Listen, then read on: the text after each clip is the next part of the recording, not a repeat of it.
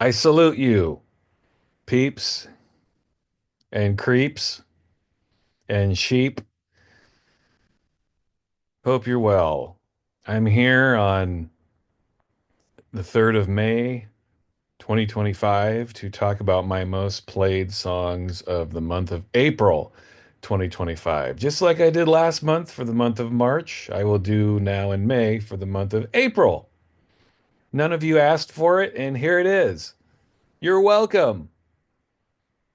I hope you're well. My 10 most played tracks, songs of the month of April. And I'm going to get right into it. A lot of these I pulled up I pulled up my top 10 most played tracks according to Apple Music, and this is what came up. I don't know if it had a particular song. Some of these probably are more albums that I listen to, but I'm going to try to focus on tracks. And these are essentially the songs that I listen to the most, more or less. So the number one track I listened to the most in May, and I have to be careful about talking about DJ Sprinkles because, you know, it's Terry. You Sprinkles fans probably know what I'm talking about. When you talk about Terry on the internet, he gets his balls in a bunch. And I love Terry. It's one of the reasons I love Terry. Terry deeply cares about everything, but he's also very puritanical about his opinions. I am too. I'm not saying someone being puritanical about their belief system is a negative. I actually think it's a deeply admirable trait, and it's one of the reasons I love Terry. But you got to be careful when you talk about Terry. I fucking love Terry, DJ Sprinkles. I mean, I can't think, and when I think of my favorite producers of the last 25, 30 years, Terry would definitely be in the top 10, maybe even the top five. Terry is that important to me. And Terry has a newish release out. It's Will Long. He's recorded with Will Long before. You Terry fans know all about this. He's remixed Will Long in the past. They did an album together about a decade ago called Long Tracks. To this day, Terry's remixes are some of the greatest electronic house, whatever you want to call it, tracks I've ever heard in my life. Terry's remixes alone it's one of my favorite albums of the past decade, probably past 20 years. The Sprinkles remixes. Will Long is okay. Look, I'm here to give you my honest opinion about stuff, as always. Will Long's music is all right. It's okay.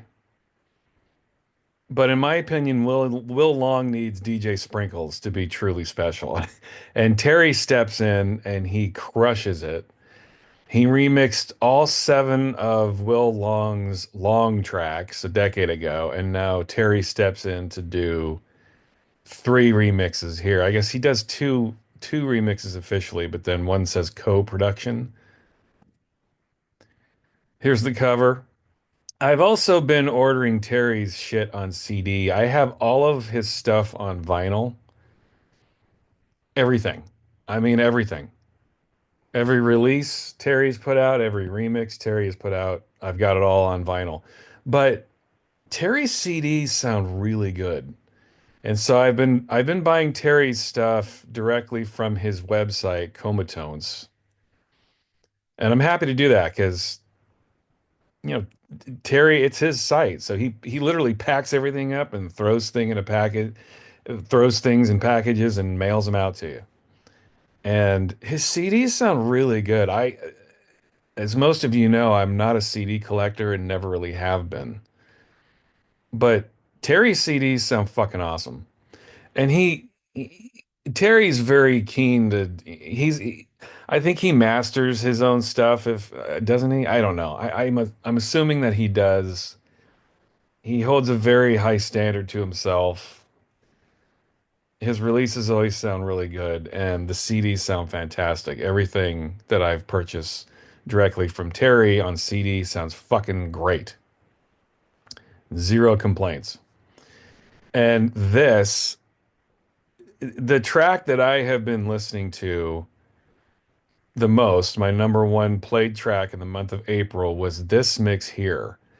Acid Tracks B, all alkalis are bases, but all bases are not alkalis. Fantastic. Terry is so fucking good. It hurts. Terry is just able to take a song, it doesn't matter who makes the track, and just turn it into something that's so fucking good. He is so good at what he does, and he just frighteningly only gets better. Terry's been putting out shit that's brilliant for decades, but he somehow only gets better. And his remixes here, these are the newest Sprinkles mixes you're gonna get. He hadn't done a lot of stuff in a long time, but he just put these out, and god damn, they're good. Oh my god, especially this Acid Tracks B remix. Really fantastic stuff. Beautiful stuff. And he's putting this stuff out on vinyl too. I have two EPs. I'm gonna do a full video on this Acid Tracks and I think just Sprinkles in general. Again, I did a Sprinkles video last summer and I took it off. Terry had some very friendly objections to it. Terry reached out to me and voiced his concerns, and because I respect Terry so much, I took the video off for reasons. I'm going to do another Sprinkles video. I'm going to give it another shot. I'm going to approach it from a slightly different angle because I do deeply respect Terry. Terry's got a very specific way that he, well, I don't know. I don't know that he doesn't want to be represented on the internet at all, probably, but um, he cares. He cares about what people think about his work and his reasoning behind things. And I screwed something up and it caused some opinions to be exchanged with him. And anyway, I took the video off. He had nothing to do with it. I took it off. Fully my decision. Um, anyway, I'm getting off the beaten path there, but you have to be careful when you talk about Terry on the internet. You have to be careful and fair. It's totally fair. But I'm having my opinion tonight. If Terry were to watch this, Terry, I'm sorry if none of this comes out the right way, but this is fucking brilliant. I don't know of a better way I can put it. Terry's remixes here are fucking fantastic. Nothing against Will Long. I'm sure Will Long is a nice fella. I'm sure he's a great guy. I am not a huge fan of Will Long's music. But when you add Terry, you get something fucking truly special, man. And Terry crushes here. And I am going to do a video getting back to what I was saying because they're putting out a trio of 12 inches from this album. They're not putting out all of these songs you see here. There's 7 tracks per CD. It's a double CD. And there are 3 Sprinkles remixes. I'm guessing I have 2 of them already. I'm going to wait to get the third one before I do my video.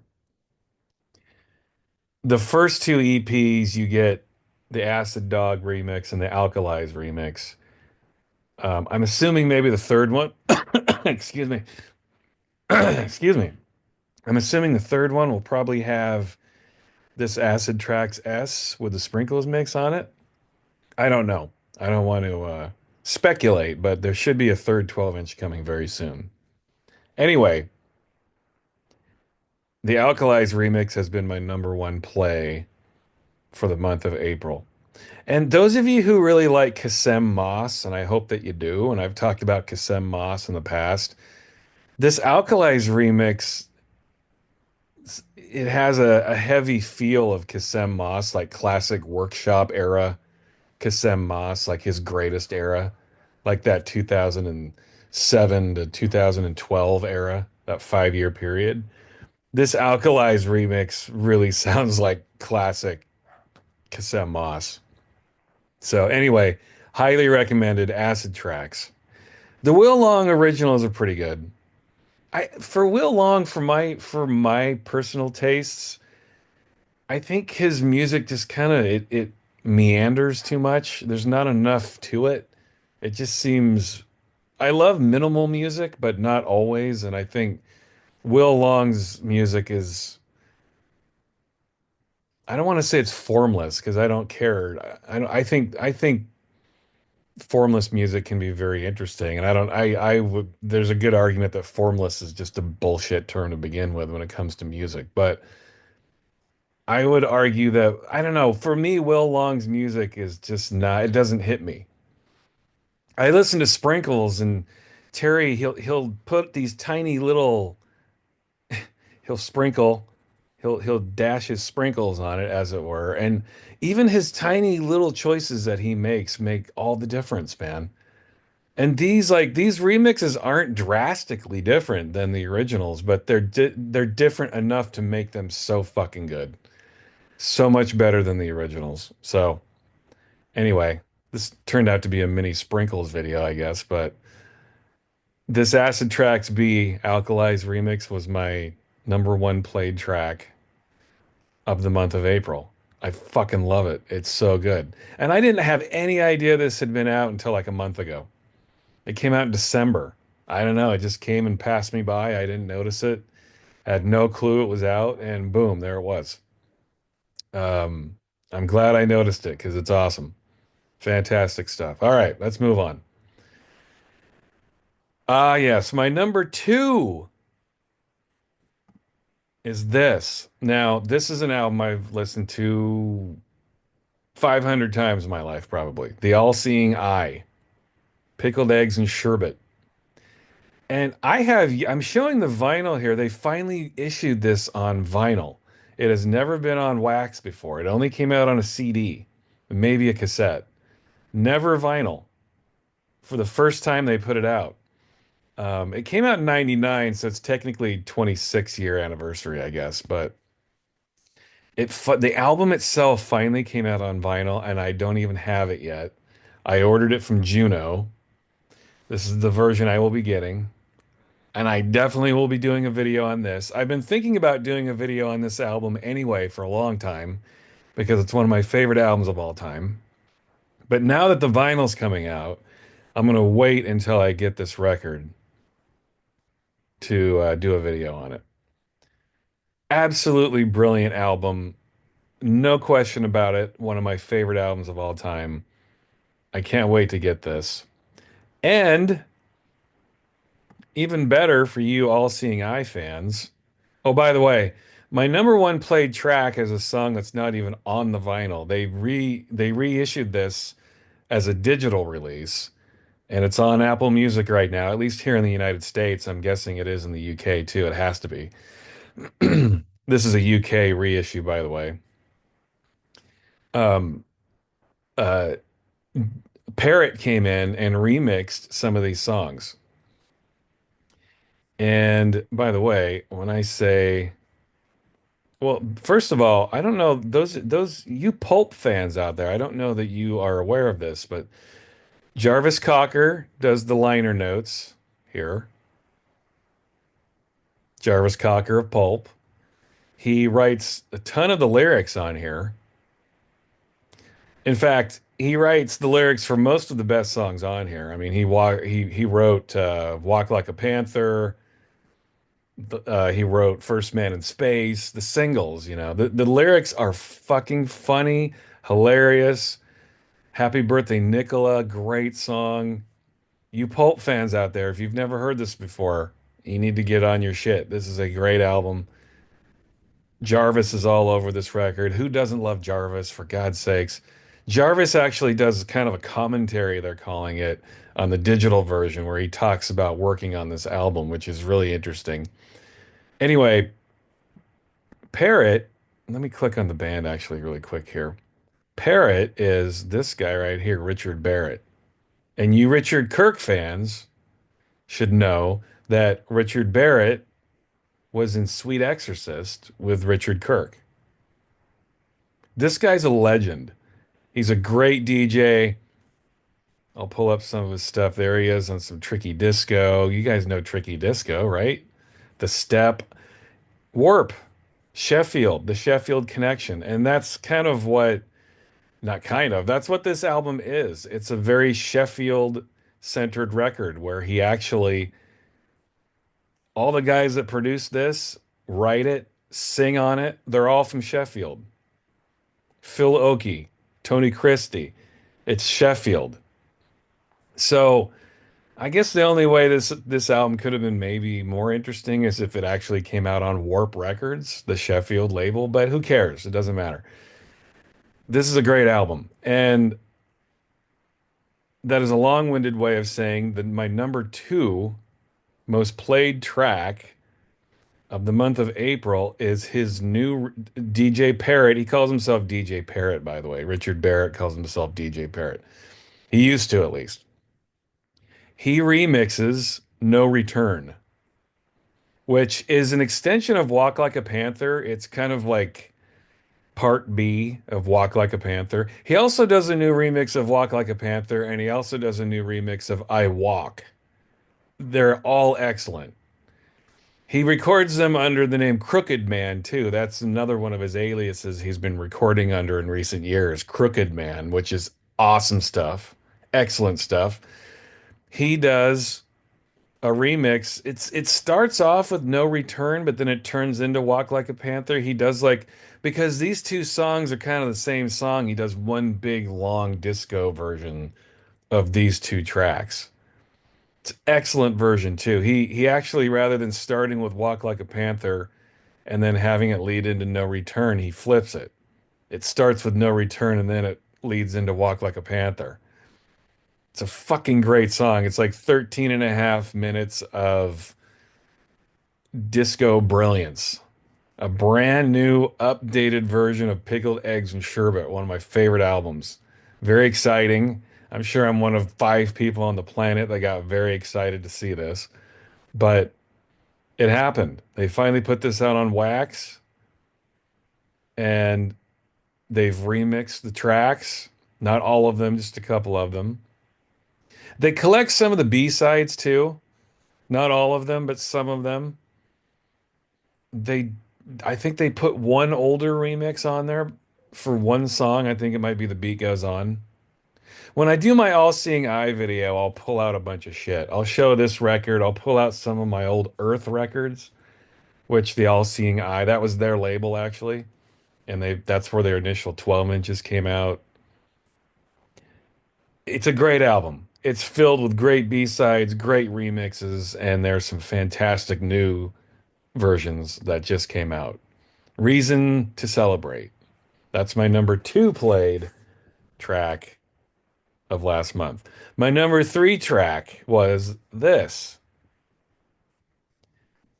The Cure. And you Cure dorks out there, and I know you're in my audience.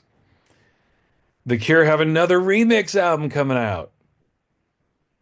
A new one. Isn't that exciting? And it's loaded and it's got some really cool remixes on there. It's got some people I've never heard of and some people I don't really care about, and then it's got some people that I'm like, oh, nice. Like Craven Falls is on there. Craven Falls does a mix, and Fortet does a mix. And this is the one track that has been released before the album has come out. Fortet, Kieran Hebden remixes Alone, and it's really good.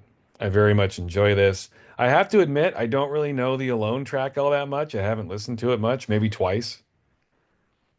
I've listened to it more lately because of the Fortet mix, but I much prefer the Fortet remix. Sorry, Cure fans, but it's the truth. And I love Fortet. I love the Cure as well. Bringing these two together is really cool, and I'm super stoked for the remix album. I will say, and again, I'm sure I'll piss off plenty of Cure fans with this, but some of the remixes on that mixed up album that came out in 1990 or whenever it was, I kind of prefer those versions to the original versions. And something tells me I'll probably prefer a lot of these remixes to the album versions. Not a huge Cure fan of the last 20 odd years. Although I do like the newest album. I think it's their best album since Disintegration, and I've already talked about that. But anyway, new remix album from The Cure. How cool is that? This was my number three played right here. Alone Fortet remix. Moving on. This is probably one of those bands. that those of you who watch my channel with regularity, you might be surprised that I like these guys, but it is what it is. I'm not going to hold back or hide things. It's Band of Horses. Things are great. And this album has actually been out for 3 years. Over 3 years. I had no idea it was out. I had no clue. I just figured this out a couple weeks ago. I was like, oh, they have a new album out. And then I looked, I'm like, oh, it's been out for 3 years. Whoops. I had no idea. And the track was in need of repair right here, the fifth track.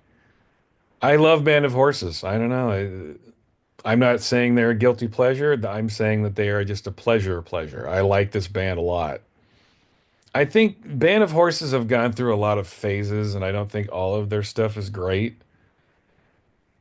But I'm liking this most recent album. It's cool. I've always thought that their best albums were their first two. Their second album in particular. I think their second album is their best work. Definitely their best album. I feel like they've gone kind of poppy, like they're losing more of their harder edge rock sound they had earlier in their career, and they're kind of becoming this shiny pop thing, which I'm not sure is who they are, but whatever. I kind of like this new album. It's good. And In Need of Repair is the and it was co-written by Jason Little. That's probably a big reason why. I just saw this. Jason Little is from Grandaddy, and he produced their previous album before this. Okay, that makes sense. I love Grandaddy, and I love Jason Little. It makes total sense that In Need of Repair would be my favorite song on here. Anyway, that was my number four. My number four played song of April. My number five, Genre and Mirloja, however you say that. Mainly Genre. This guy is great. Genre. I am assuming he's French. This is a French 12 inch. This came out in November, and I bought the 12 inch. I buy everything on this label. Jules. I don't know how to say that. I don't speak French. Apologies. I think that's Jules imprint. I don't know. But I love this label. I buy everything they put out. This is their 15th release. I think they have one more thing that came out after this. I have every one of them. They're all really good. Great label. Just a label that focuses on really well-made house and techno music. House and techno music that's not corny, that doesn't fall into like cheese or trance or just shitty music in general. Just excellent dance music, very well produced and delivered. And Jean Ray, I love this guy. This guy's a real talent. There he is, French DJ and producer. There you go.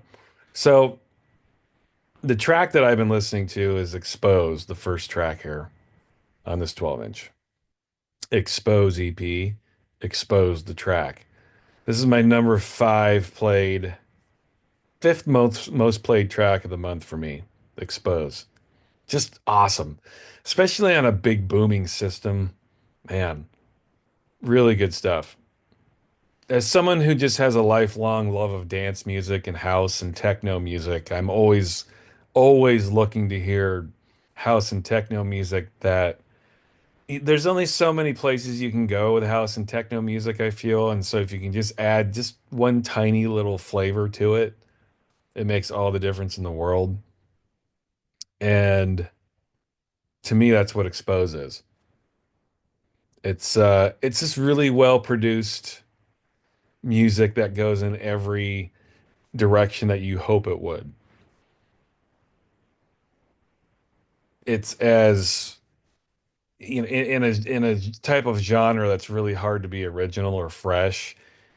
He manages to do it, and I really like what he does. Really good stuff. Okay, so this has been a mixture of basically all most of the stuff has been new stuff, with the exception of the All-Seeing Eye, although there were new remixes of that.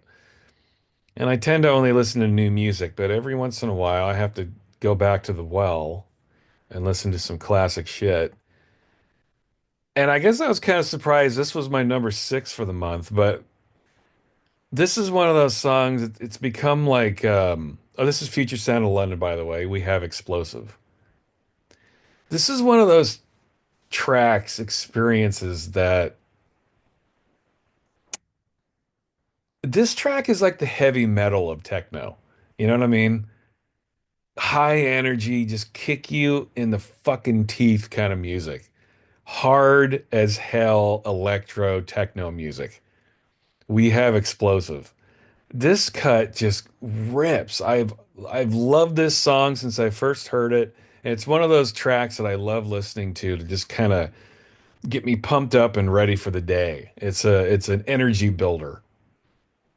And this is one of those songs that I don't listen to all the time, but every year or so it just scratches an itch. And that happened last month. We have Explosive. God damn, this is a good song. One of Future Sound of London's best. And the full version too. By the way, this full version needs to get a vinyl version. I've never seen this on vinyl. All five parts. The vinyl kind of has a smattering of like a couple of these parts and then all of the remixes, but none of them have this full five-part version. That needs to happen. Come on. Why has that not happened? It is kind of one long flowing track, so maybe that's why they've only put it out on CD. It's like one 30-minute track. Oh my God, it's so good. And Future Sound of London obviously did that a lot. They did that with Lifeforms and Cascade and My Kingdom. Back in that time, like the mid 90s, they would when they put out a 12-inch, they'd put out like a version of the album version, but extend it, and then they'd put out like 30 more minutes all around it. It turned into this 30-minute track, the full version. Oh, so good. We have Explosive, one of their best. My sixth most played track of the month. Now we're gonna get into like some RSD stuff, and I plan on doing an RSD video at some point. I actually picked up more RSD releases than I normally do because I don't know, I've kind of been protesting RSD lately. Um, yeah, I don't know. I don't get vinyl collecting much anymore. I just think it's become this elite shitty thing. Like, how many times can we reissue something, and how crappy is the pressing, and how much money are we going to charge? How much money could we possibly charge? And let's make it available through all of the major outlets that we can. You have to understand when Record Store Day started, it was basically something for the independent record stores to celebrate. Now it's just become a thing. Like all big companies get RSD releases. Everybody gets this shit.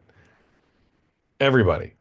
So I like that it has more of a reach, like more people can get this stuff, but it did kind of start as a celebration of the independent record store. And it's so not that anymore. I mean, to illustrate what I mean, I bought all of my RSD releases off of Juno.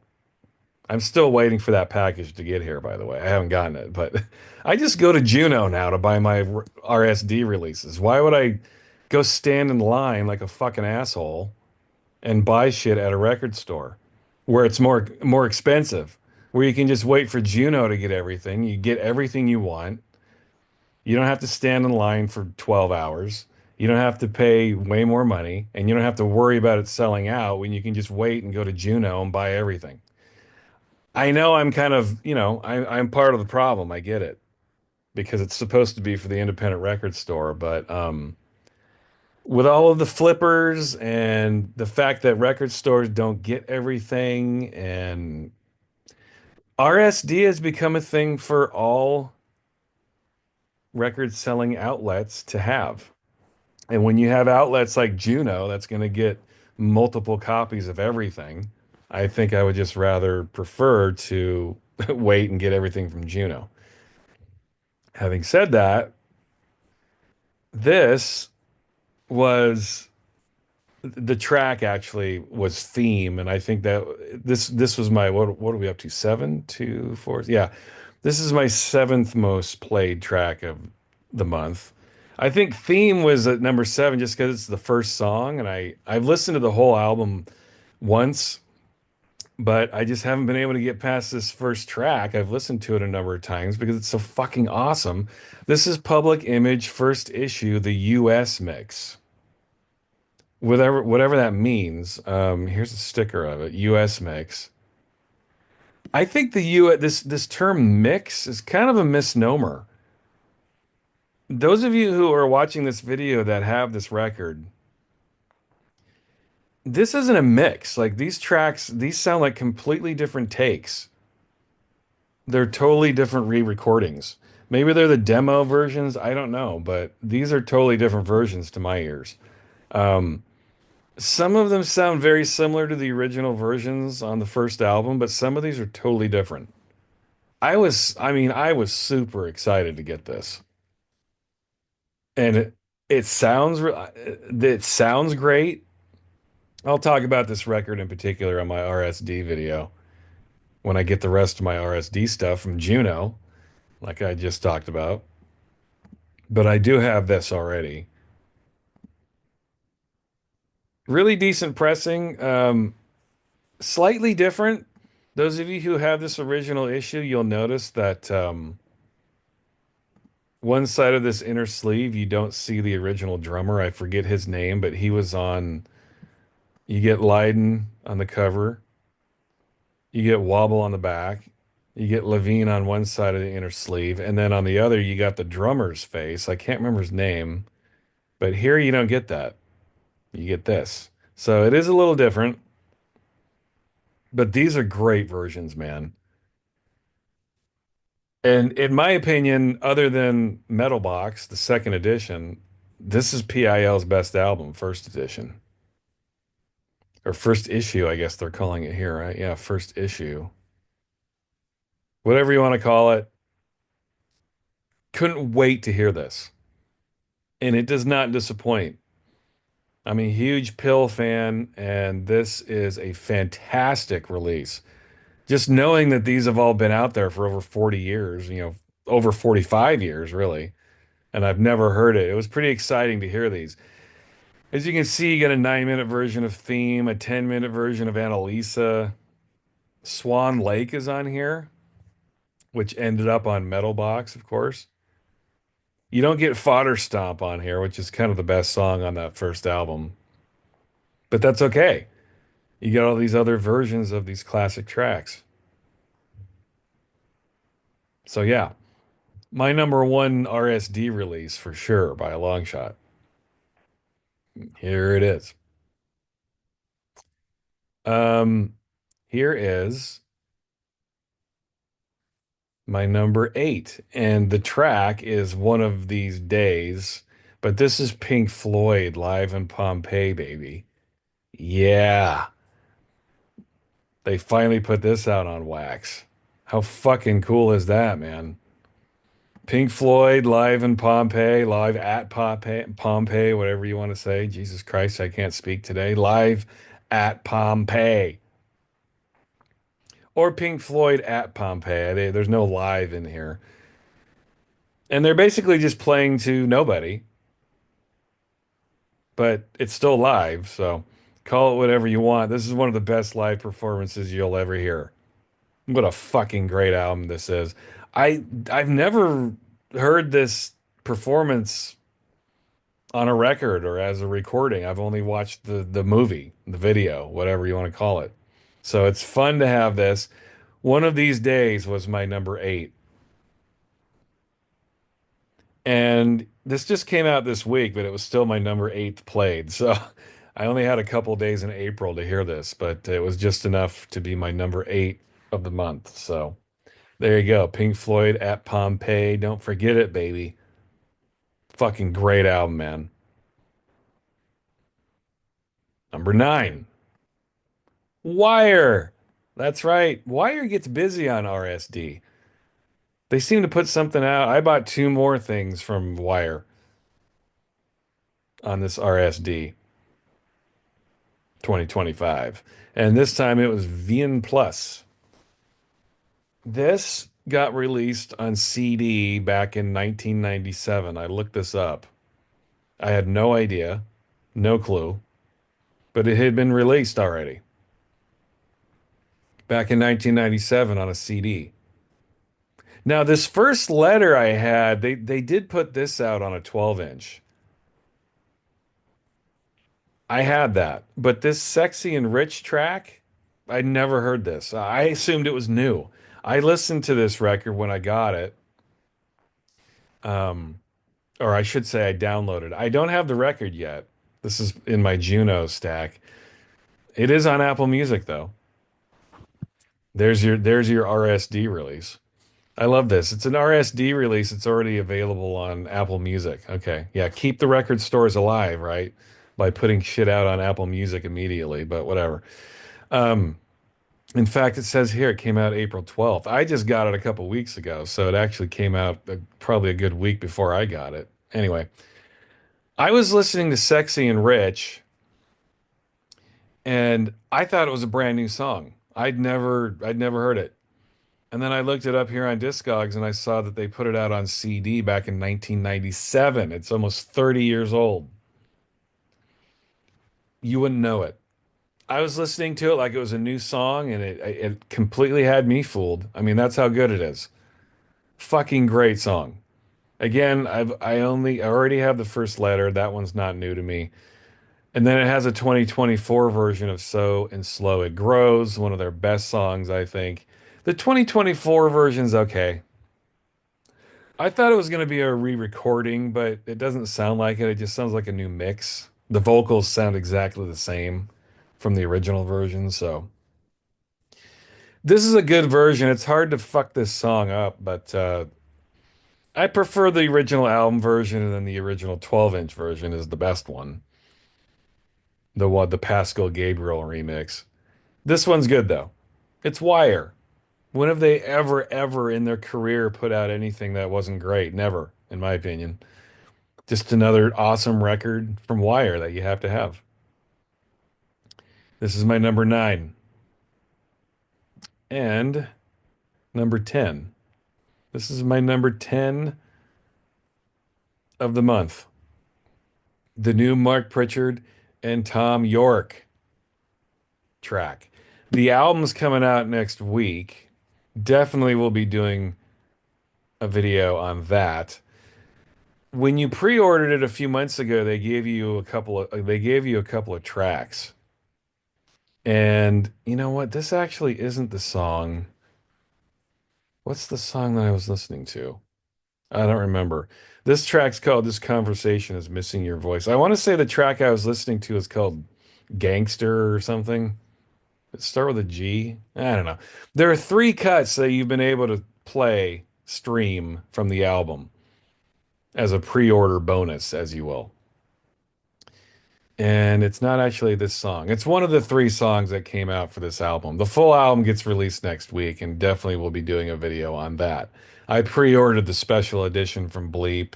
It comes with some playing cards and all kinds of shit that I'm sure you guys will appreciate seeing. Can't wait to hear this. You guys know I'm a huge Mark Pritchard fan. I think the world of him. I like Radiohead just fine. I like Tom York just fine. But for me, this is more about Mark Pritchard. The guy is a stud, a maniac, one of the greatest electronic producers of all time. New album with Tom York next week. Very excited about that. And this is my 10th most played track for the month of April.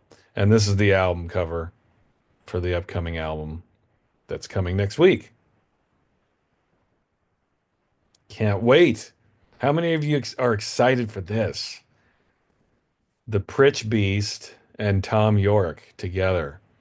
Ah, I can't wait. So there are my 10 most played tracks for the month. Mark Pritchard and Tom York, Wire, Pink Floyd, P.I.L, Public Image, Future Sound of London, Genre, Band of Horses, The Cure, All Seeing Eye, and this says Will Long, but it's really DJ Sprinkles. DJ Sprinkles sprinkles his magic all over these. just like he does with every fucking thing he does, and it's awesome. There are my 10 tracks for the month. Hope you enjoy. And I hope you're doing well. And I hope you have a good weekend. And I'm getting the hell out of here. Later.